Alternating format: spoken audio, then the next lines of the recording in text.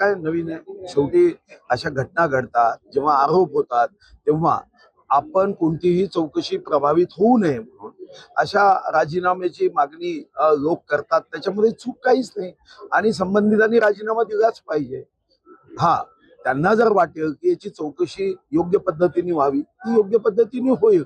पण हे प्रकरण किती गंभीर आहे, म्हणजे खर तर कायद्याच्या चौकटीतच गुन्हेगाराला शिक्षा झाली पाहिजे, हे कायद्यावर विश्वास असणारा मी एक नागरिक आहे. पण जेव्हा टीव्हीच्या माध्यमातून मी त्यांच्यावरचे आरोप पाहतो, ऐकतो, तेव्हा माझ्यासारख्यालाही वाटतं की अशा व्यक्तीला कोर्टाच्या माध्यमातून न्याय देता चौकामध्ये उभं करून प्रत्येकाने एक एक सुई टोचत, साऱ्या सुई टोचत टोचत त्याचा मृत्यू झाला पाहिजे, असं माझ्या मनात जेव्हा येते. याचं कारण आहे त्यांनी केलेले अघोरी काम, किती वाईट कृत्य केलं.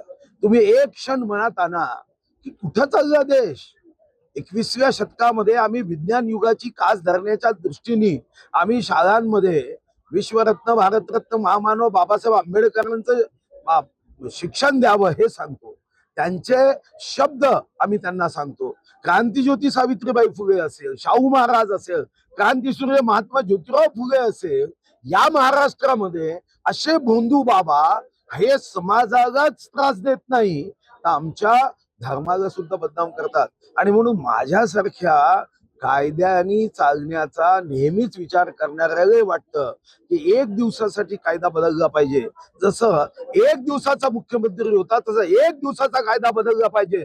नो कोर्ट, नो चार्जशीट, चौकात उभं करून सुयानी टोचलं पाहिजे.